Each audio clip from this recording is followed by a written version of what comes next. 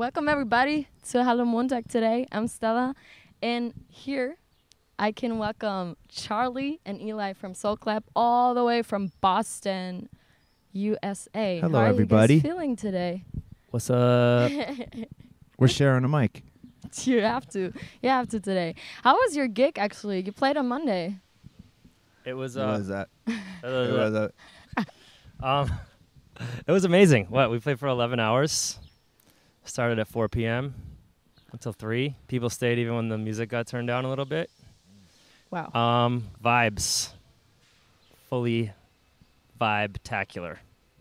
Yeah, it's great when there's that much time. You really can play so many different styles, and I think people were really excited to be partying on a Monday and to be, back with us. I mean, it's been a while since we've been in Berlin, so it's always exciting, and it's, usually a sign of summertime. So celebration. Finally, it's finally clearing up.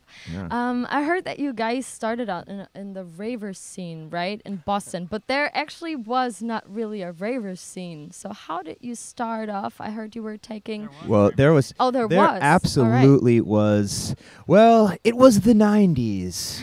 The world was a different place. Boston had more of a comprehensive rave scene towards the early 90s. And I think we're more mid to late 90s. So it wasn't quite the same as it was, but there was so many parties around. We're from Boston. This is New England, which is sort of northeastern United States. So there was many parties in western Massachusetts. There was parties in New Hampshire, in Connecticut, in New York, and further. And, the kind of culture was for everyone to make these trips together, whether it was an organized bus that would take you from, Boston to somewhere else, or going with your friends. So half of it was the adventure of finding the party. This wasn't like there were chat rooms or message boards where you could find out information, but really you'd have to. There was the info line. Yeah. Yeah, there was you would call up the info line. Before there were even message board, you would call up the info line and they would tell you all the parties that were going on. And there'd be checkpoints where you would go drive to some gas station. Mission Control was one of the big ones. There was Miss the Exit again. Yeah. That was a good one. And you would go to whatever the checkpoint was, and you would meet somebody, say with, the pink glow stick, and then they would tell you where to go to get to the party. So it was really it was always an adventure. That's what was so special about going to raves in the 90s. Record stores still are really important and prominent here in Berlin and many European cities, but, less so these days in America. I mean, there's still many record stores in New York, constantly new ones opening, but back then it was also like the cultural center where people would just congregate to talk about the parties that had happened or discover what the new parties, that's where all the flyers were. Mm-hmm. So, that was a really central part of it. So, by the late 90s, the rave scene was absolutely thriving, and just such a crazy and, exciting, inspirational place where so many different cultures coming together, and the fashion was, crazy, and the atmosphere was crazy. And there were so many, there would be many... Rather than here, we have, only one room open on Monday, and, we're kind of dictating the style of music and taking it all across the map. But there would be house music here, drum and bass jungle here, techno there. So you could go from room to room and really discover new styles, and, it's really everything happening at once. The funny thing about the fashion, though, is it's kind of what's back in now is really wide leg pants, just like me, and Fila and polo and sportswear like that is back now. So it's always cycles with music and fashion. Early 90s, sort of where you're at. Then mid 90s, getting bigger and bigger, and by the time it was late 90s, 2000, we're talking about 50-inch. 50-inch. By that time, it already had gone to UFOs. Huh? Yeah, by the end of the 90s, it already had gone to parachute pants. But before that, it would be like you'd have the 40-inch. You buy the 40-inch Rolls. jeans, and then you'd add an insert, a triangular insert into it. Get your mom to sew in your.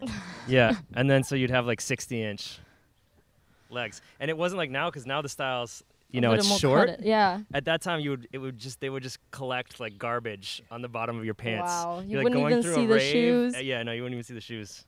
Wow. Yeah, it was funny. Were you guys looking like this as well? Oh yeah, we were total Wow. ravers. And then you were dancing there, feeling inspired, and like, wow, we have to get on top there and play together and learn everything. Yeah. And then you just made a plan and became DJs? I mean, well, at that time you learned from just watching, You Yeah. just go there and watch the DJs play. That was the only way you could really learn. And then go home and practice. But it's like who knew what it would end up being, Yeah. like this global industry Yeah. culture, It was just I just want to DJ, and then I mean, obviously worked really hard for years, but also got lucky that this whole thing happened and we could be a part of it. Not only that, you guys also want to share your knowledge. Is that right? You give workshops and stuff? Did I get this right? Or courses? Or was that in your intention to do? Yeah, I mean, over the years we've done a lot of different ways of Yeah. like teaching about the history of dance music also. But, the most important way of doing that is through the music that we play. Yeah. Absolutely. Playing old music, and also, playing new music that's part of the lineage of dance music, of the history, and I think it's also, you can really connect with younger people by playing new music too, but then connecting it with the old music. It's not just about the history. It's always about pushing new sounds, Like I do my radio show every week, so I can play a lot of new music and then also old music that I get. And I think, so people can hear it and learn about that music. Wow. So your own radio show that you set once a week. But not only that, you guys are even businessmen. You own a label, right? So Soul Clap Records. Mm-hmm. So what kind of artists do you sign? Because I looked around and I found a band which I was very impressed of. Underground System. Nice. Wow. I was Glad like, you mentioned wow. them. Yes, I loved them. They were playing live and it was like a set, but it was not, because it was live music with musicians, but Mhm. it still sounded so funky and good. Can you They explain yeah, that? I mean, Underground System is that we just signed them. Yeah. So we're putting out their new album in September. A couple singles are dropping over the next couple months. Go, the first single came out last month, and then Third Time's a Charm is coming out this month.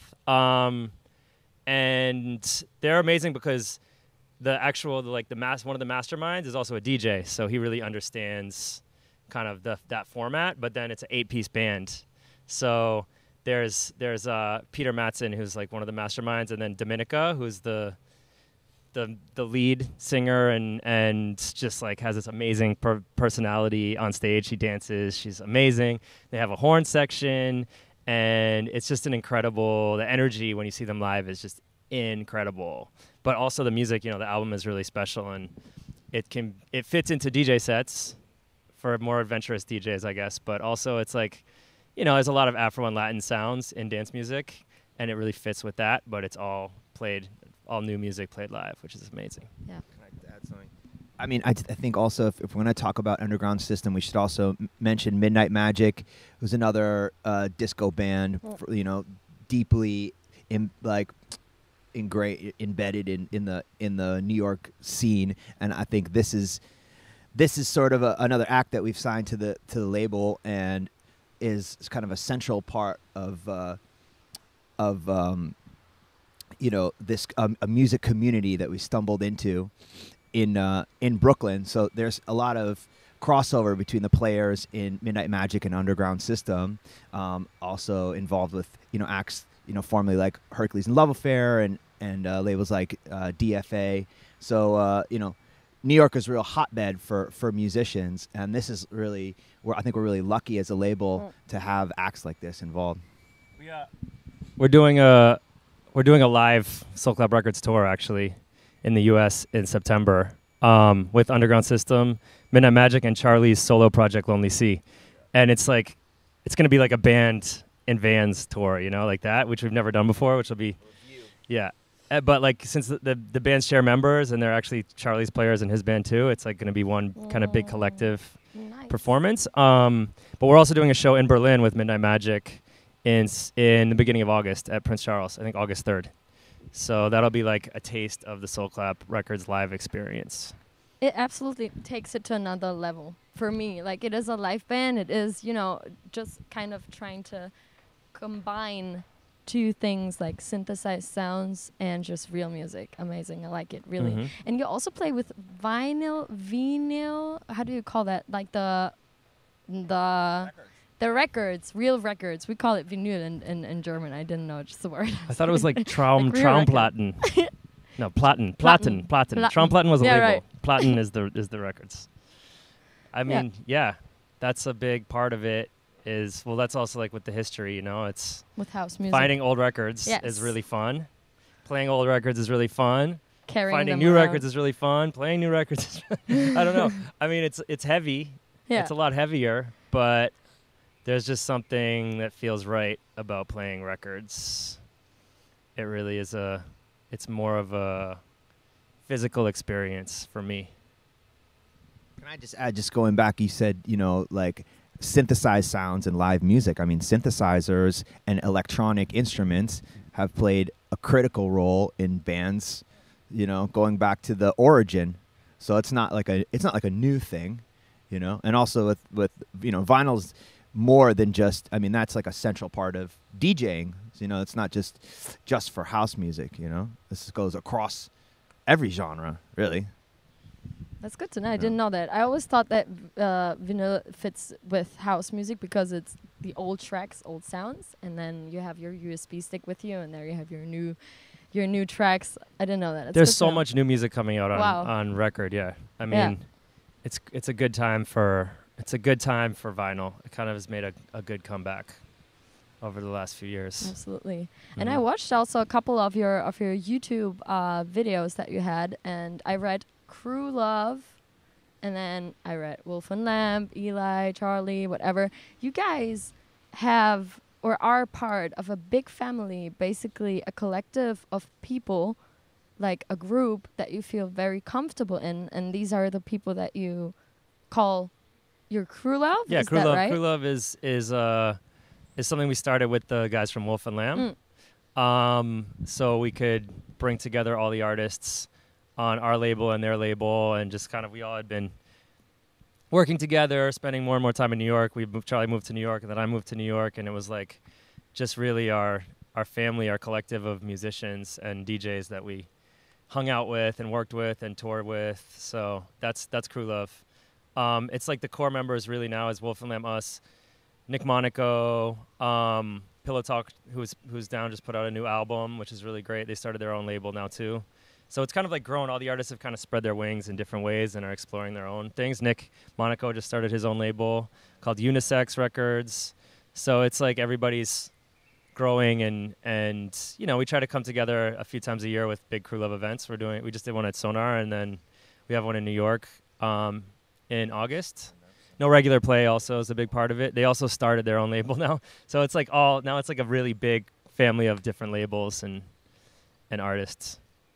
Oh, it's kind of common that someone comes up with the idea, okay, let's do a record label now, because it's like it's safe for us to be DJs in a label, and also to sign the DJs that we see the potential in, or even bands. So that must be like giving you, I mean, a this big kind part of it force. is owning your own intellectual property as a musician.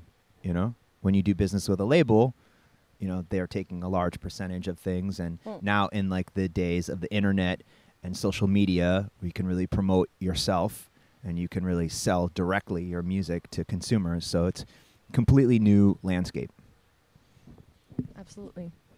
Absolutely. I see you guys are wearing some fun stuff that is also basically unusual for DJs. I saw your pictures from E-Funk from the album. You were having fun with that. Are you having fun with outfits, with style? Is that something you can see Yeah, yourself always. a I little mean, bit creative in? that's a big part of our identity, I think, we love funk music. We love keeping it funky. Yes. And that also is with clothes, colors and patterns. And I think that it's important for people to be able to express themselves at a party with how they're dressed also. You know, music you listen to, being able to dance, dressing free, not feeling like you have to look a certain way. I think that's like something that's really important in dance music, and maybe is often forgotten now. You know, it's like kind of a uniform of how DJs and people who go to some parties dress, but like I think you shouldn't feel like you have to dress a certain way. And I think we like to set an example that you can look silly and you don't have to be so serious in how you're dressed, and that means maybe you can be a little more comfortable when you're dancing or hanging out. I mean, you could also say that we look seriously funky. Yeah, you do. Absolutely. That's Not maybe so, the right word. You know, not it can be silly, but also No, it look serious. cool. But I think that you know, it's interesting also with electronic music to have people really embracing black on black on black on black, and then sort of playing more, you know, repetitive, sort of loopy. We're really, you know, expressive with colors and stuff with our dress, and also really passionate about songs and melodies and, you know, diversity with the music. So I think that the fashion really reflects the eclecticism and sort of just fun that we like to have. I mean, at the end of the day, you know, it's ain't nothing but a party, you know. Absolutely. Yeah. Absolutely. That's why I enjoyed looking out for you guys on the internet. I was like, yeah, they got that style. I like it. But it's fun being DJs, and it's also pretty much fun to be together, I guess, and traveling together. But what do you do to find a balance to your private life? Like, do you meditate? Do you do whatever? Do you have any rituals? Anything that keeps you a little calm and down to earth? I mean, I think, you know, I think Eli definitely took the lead in terms of stability in his private life, you know, like, but and I think I'm finally coming around. But you know, we both have, you know, relationships. We have you know, practices, whether that's yoga, meditation, exercise. We have many passions outside of touring and DJing. You know, I'm also like, you know, we're also producers and songwriters, so this is like another way to get away from the hectic schedule, you know, and express, you know, creative ideas. It's like, yeah, it's easy as a DJ just to be on the road, to get, you know, be on the road all the time. And when we, you know, we've been touring for like 10 years now. And so it's hard because you get pulled in all these directions. Like, you're super excited to be playing these shows all over the world. Your agent or your manager, whoever, is like, more shows, more shows, more shows. But it's really easy to burn out, I think. I mean, we see it with, like, on the biggest scale with, like, Avicii or something, you know, like, getting pushed and not having any time to develop as a person enough to feel whole, you know. And I was really lucky that I ended up in a relationship with an amazing woman, like, very early on in my touring career, and she grounded me so much. And Like you're grounded. yeah. But no, like, you know, she was amazing because she understood that I had to be on the road, but also when I was home, helped me to find, like, you know, spiritual practices, meditation, yoga, eating better. I mean, these are all things to strive for, but it's really hard when you're on your own, right? So, like, I realized how lucky I was to have somebody who could help me on that path. So not everybody has that, and I know it's really hard to maintain a relationship as a touring artist. It's not easy. So it's man, it's hard to find that balance, but I'd say that it's important to at least try. You know, I think, and it's not like you're going to immediately be like super yogi or working out every day or anything, but just to try a little bit. Exactly. Is what's, and every little step, and then you find yourself doing more and then a little more, and I think that's the key, really, is just trying. I just want to say that I think that relationships are just difficult in general. Even, you know, regardless of what your career is, especially these days, you know, it's just such a weird mindset with social media and selfie culture. Like, you know, people are really sort of self-absorbed. And I think, you know, to be successful in a relationship, you have to give, you know. Absolutely. And also props to your girls, right? Props to the girls. Absolutely. That they're like, okay, I'm going to let my man, go and see the world and whatever, and I trust them. And when they come back, we can do stuff together. My That's girlfriend just is an really- emerging visual artist. Oh, wow. And I have a hunch that she's going to be way more successful than I ever will be. So I think that there'll most likely come a time where she will be hitting the road in some sense. So probably what goes around comes around. Wow, that's nice. That's great. You mentioned something about songwriting. Are you Oh, yeah. writing your own, like, do you also, you don't sing, you just write, right?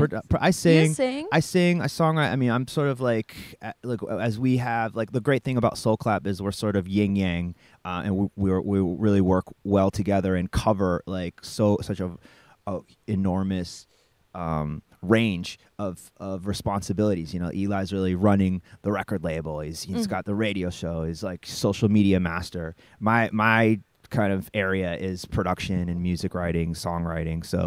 So yeah, I mean that's a totally important part of it for anyone that's like kind of coming up in the game right now. Like you can be a fantastic DJ, and you can have great selection, but you know, to really have an edge up, you got to make your own music or at least contribute in that way. So, and you know, while like selling music can be like very tricky and getting your music out there, it's still like a really important aspect. That's been a really exciting development also, to collaborate with a lot of the artists that we grew up loving. You know, this moment that we had working with George Clinton, Parliament Funkadelic, you know, Robert Owens, legendary house music singer, like collaborations with Louis Vega, with Roy Davis Jr., and the list really goes on and on. That's really kept my interest and kept me passionate about this life and this career for sure.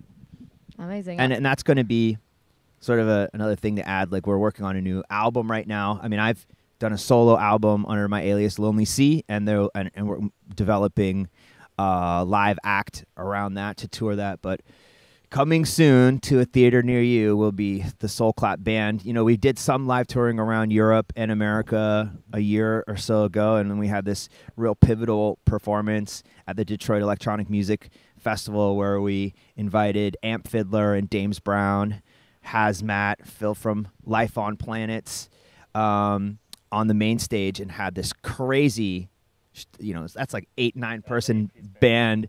That was like an incredible moment. I think that's going to be what the next incarnation of Soul Clap will be. It was like live performance and really recreating what we do in the studio and in our DJ sets and live. Absolutely stoked to hear about you guys. That would be like my vision either from how it will develop. Like, thank you so much for this thank interview. you. And enjoy your time in Berlin. Gotta go buy some records now at Oye Records, Oh. the best record shop in Berlin. Hallo Montag.